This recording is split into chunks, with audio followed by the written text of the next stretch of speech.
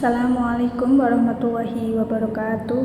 Perkenalkan, nama saya Agustina Andini dari 2 Pendidikan Agama Islam A dengan NIM 254110402010, ingin memenuhi tugas akhir semester dari mata kuliah Qawaid Fiqih yang diampu oleh beliau Bapak Ishaq Nugroho MSI, yang meliputi beberapa materi. Yang pertama ada pengertian dari Qawaid Fiqih, yang kedua ada sejarah perkembangan Qawaid Fiqih, dan yang ketiga ada qaidah-qaidah 5 pokok beserta contoh-contohnya.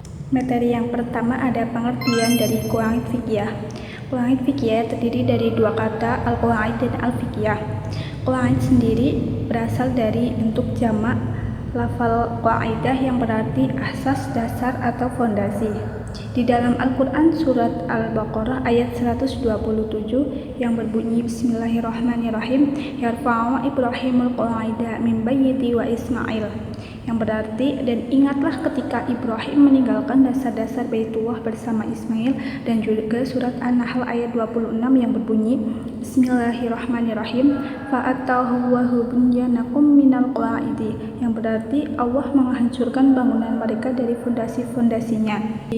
Dari kedua ayat tersebut bisa disimpulkan arti qawaid adalah dasar, asas, atau fondasi, tempat yang di atasnya berdiri bangunan. Sedangkan al-fiqhiyah berasal dari kata al-fiqh yang artinya mengerti, sedangkan penggunaan yakni nisbat pada akhir kata berfungsi untuk penjenisan atau pembangsaan. Jadi al-fiqhiyah memiliki arti pemahaman.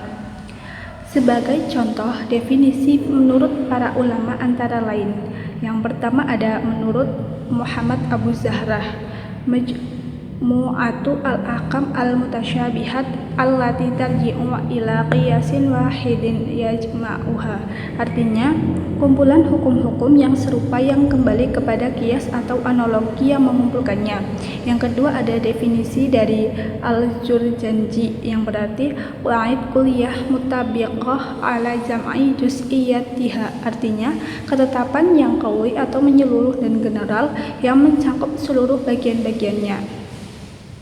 Dari definisi-definisi tersebut dijelaskan bahwa kaidah itu bersifat menyeluruh yang meliputi bagian-bagiannya, dalam arti bisa diterapkan kepada juz'iyatnya atau bagian-bagiannya.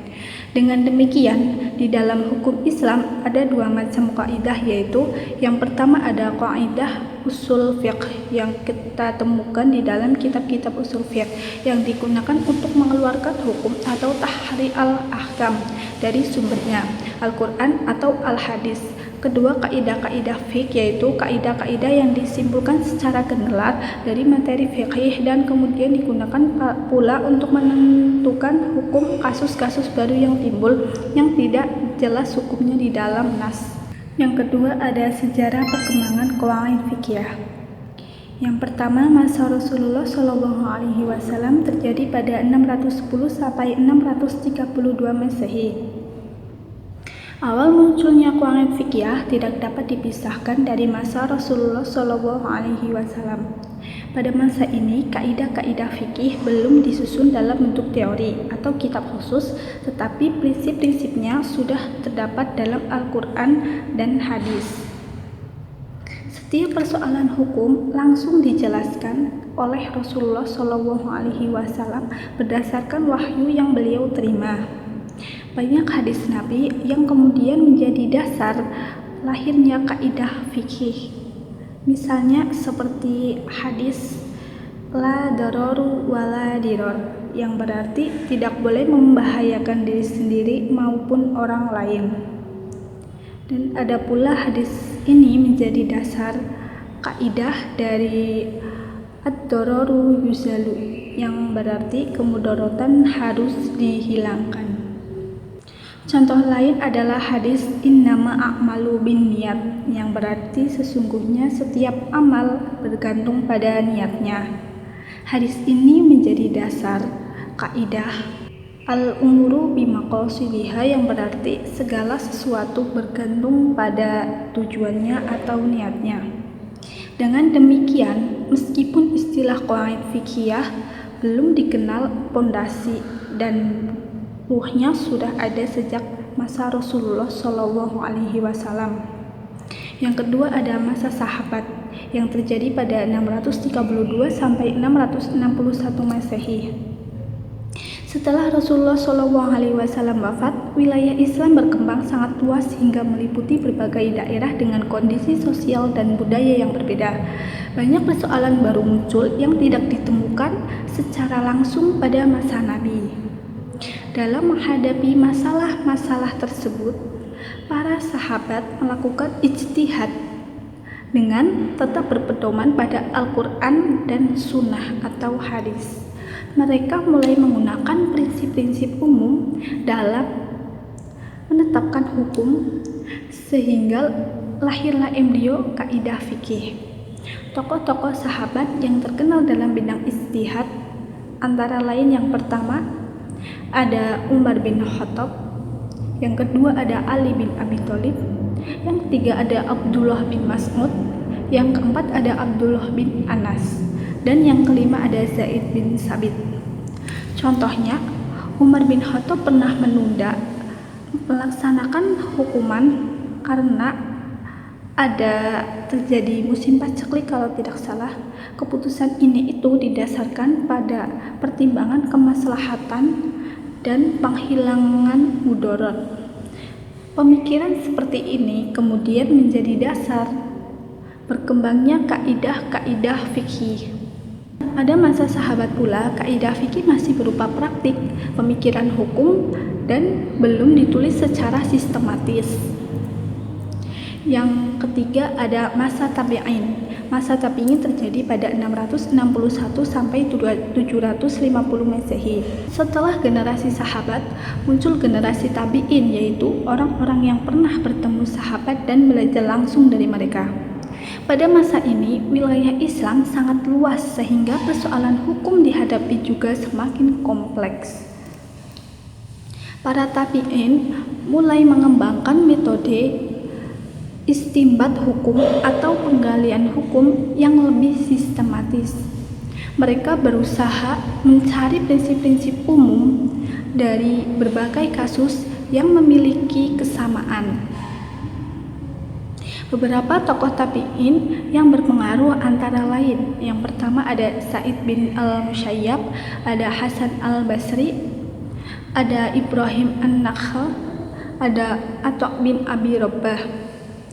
Pada masa ini mulai tampak upaya merumuskan hukum-hukum yang bersifat universal meskipun belum dibukukan dalam bentuk kaidah fikih yang utuh. Selanjutnya ada masa Imam Mazhab yang terjadi pada abad kedua dan 3 Hijriah. Perkembangan kalangan fikih semakin pesat ketika muncul para imam mazhab yang menyusun metode hukum Islam secara lebih teratur. Tokoh-tokohnya yaitu yang pertama ada Imam Abu Hanifah 80 sampai 150 Hijriah, yang kedua ada Imam Malik bin Anas 93 sampai 179 Hijriah, yang ketiga ada Imam Syafi'i 150 sampai 204 Hijriah, yang keempat ada Imam Ahmad bin Hambal 164 sampai 241 Hijriah. Masing-masing imam mazhab mengembangkan prinsip-prinsip hukum yang digunakan untuk menyelesaikan berbagai persoalan, dari persoalan fatwa dan keputusan hukum mereka. Para ulama kemudian menemukan pola-pola umum yang menjadi dasar lahirnya kaidah fikih. Pada masa ini, perhatian ulama lebih banyak tertuju pada penyusunan fikih dan usul fikih. Oleh karena itu, qawaid fiqhiyah belum menjadi disiplin ilmu yang berdiri sendiri, tetapi sudah mulai terbentuk fondasinya. Selanjutnya ada masa pembentukan dan perumusan kaidah pada abad ke-4 sampai ke-7 Hijriah. Pada periode ini, para ulama mulai mengumpulkan berbagai hukum fikih yang memiliki kesamaan dan merumuskannya menjadi kaidah umum.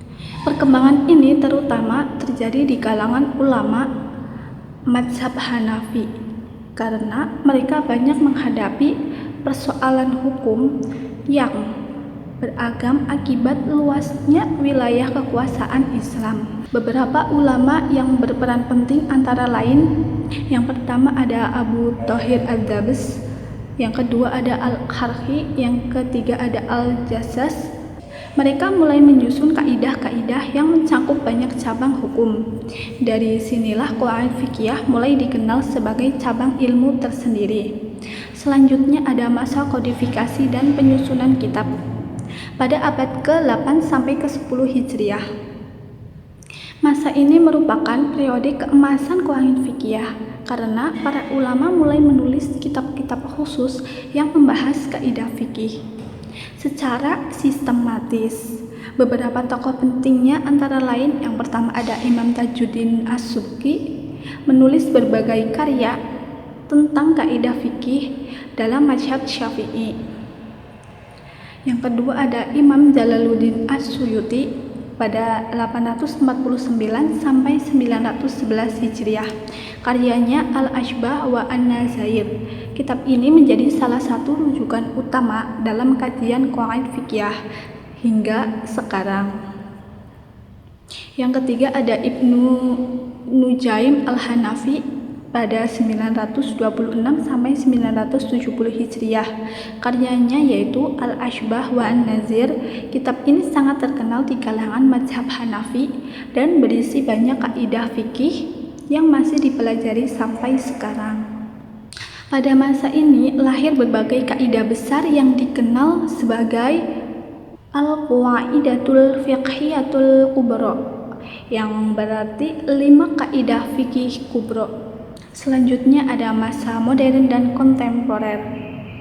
Pada masa era modern, qawaid fikih semakin penting karena muncul banyak persoalan baru yang tidak ditemukan pada masa klasik.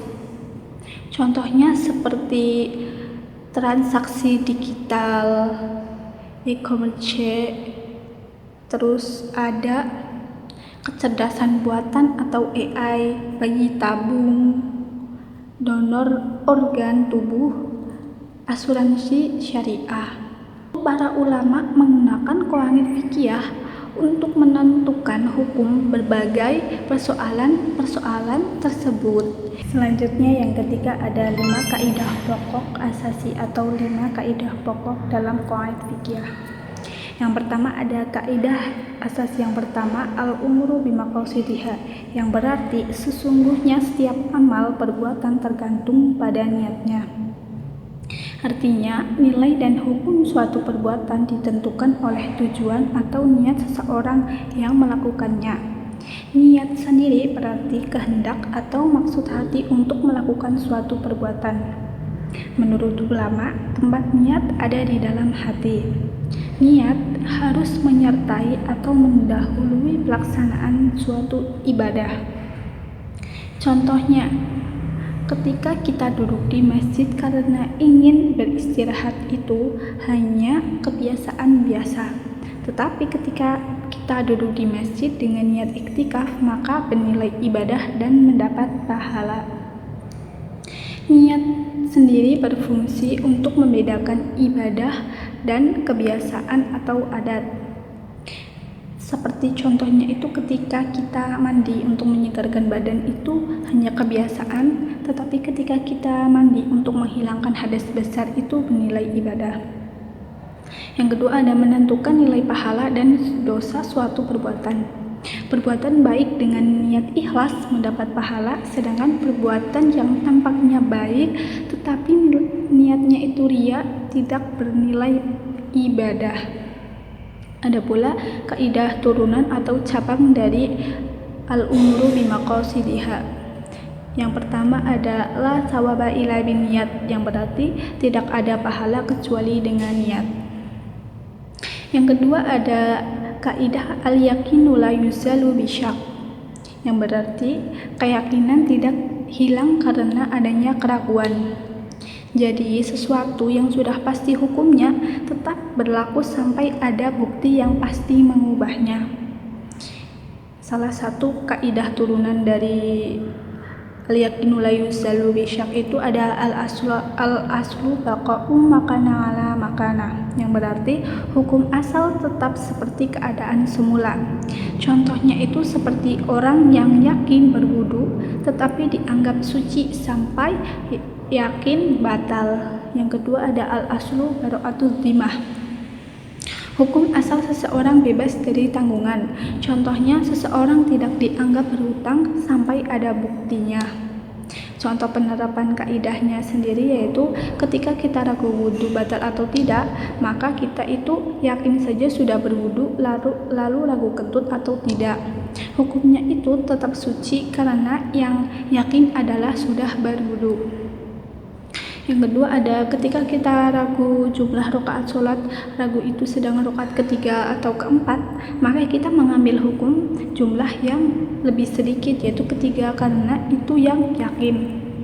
Ada pula ketika permasalahan hutang, ketika seseorang dituduh punya utang tetapi tidak ada bukti, itu dianggap berhutang sampai ada bukti. Yang ketiga ada kaidah al-masyaqqatu tajlibut taisir, yang berarti kesulitan mendatangkan kemudahan. Apabila pelaksanaan suatu hukum syariat menimbulkan kesulitan yang berat bagi mukallaf, maka syariat memberikan keringanan atau rukhsah. Sebab adanya keringanan di antara lain itu yang pertama safar atau perjalanan jauh, yang kedua ada sakit, yang ketiga adanya terpaksa atau darurat, yang keempat itu lupa, yang kelima itu tidak mengetahui atau jahil, umum al-bawa atau kesulitan yang sulit dihindari masyarakat, tidak mampu bertindak hukum seperti anak kecil, orang gila, dan lain-lain. Pertama ada tingkatan kesulitan berat al-azimah mendapat keringanan, yang kedua ada sedang al-mutawassithah dipertimbangkan, yang ketiga ada ringan al-khafifah itu tidak mendapat keringanan. Bentuk keringanan rukhsah yang pertama itu gugur kewajiban ketika pengurangan kewajiban seperti contoh sholat qashar, pengganti wudu diganti tayamum, mendahulukan ibadah jama' takdim, mengakhirkan ibadah jama' takhir, qada puasa. Kebolehan melakukan yang terlarang saat darurat. Yang keempat ada kaidah ad-dararu yuzal, yang berarti kemudaratan harus dihilangkan. Kaidah ini itu memiliki pengertian segala bentuk bahaya atau kerugian harus dicegah dan dihilangkan demi kemaslahatan manusia. Seperti contohnya itu penerapan larangan merampas hak orang lain, hukum pidana untuk mencegah kejahatan, aturan pertahanan negara, kewajiban berobat, larangan bunuh diri, aturan rumah tangga untuk mencegah kerusakan. Hadis dasar dari kaidah ini itu la darar wala dirar, yang berarti tidak boleh membahayakan diri sendiri maupun orang lain. Cabang kaidahnya itu ada ad-dararu tubihul mahdurat, yang berarti keadaan darurat membolehkan yang dilarang. Yang kedua ada ad-daruratu taqdirul biqadriha, yang berarti darurat hanya dilakukan sesuai kadar kebutuhannya. Yang kelima ada kaidah asas al-adatu muhakkamah, yang berarti adat kebiasaan dapat dijadikan dasar hukum. Kebiasaan yang baik dan berlaku di masyarakat dapat dijadikan pertimbangan dalam menentukan hukum selama tidak bertentangan dengan syariat. Dasar dari kaidah ini itu Al-Quran menggunakan istilah ma'ruf atau kebiasaan yang baik. Hadis tentang ukuran timbangan Makkah dan takaran Madinah menunjukkan pengakuan terhadap adat setempat. Syarat adat yang dapat dijadikan hukum antara lain itu yang pertama berlaku umum dan terus-menerus. Yang kedua ada tidak bertentangan dengan syariat, Al-Quran dan hadis. Yang ketiga ada mengandung kemaslahatan, tidak menimbulkan mudarat. Contohnya seperti Besaran nafkah keluarga mengikuti kebiasaan yang wajar di suatu daerah, jadi itu mengikuti daerah setempat. Yang kedua ada bentuk dan tata cara transaksi yang sudah menjadi kebiasaan masyarakat. Misalnya transaksinya itu berupa uang, maka kita menggunakan uang.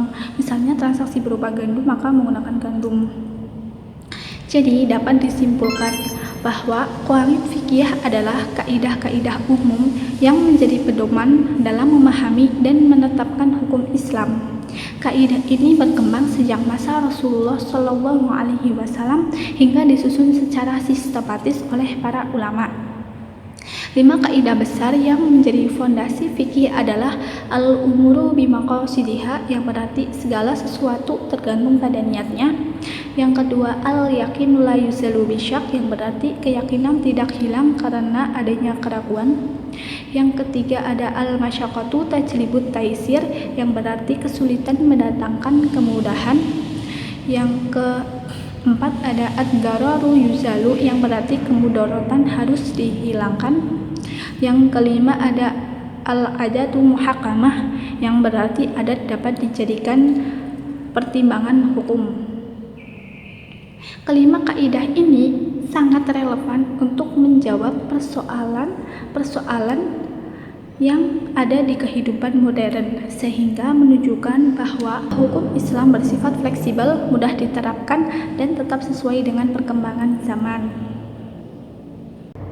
Baik, sekian pemaparan materi dari saya, Agustina Andini. Bila ada kata yang kurang berkenan di hati Anda sekalian atau ada kata-kata yang kurang dapat dipahami, saya mohon maaf setulus-tulusnya. Wassalamualaikum warahmatullahi wabarakatuh.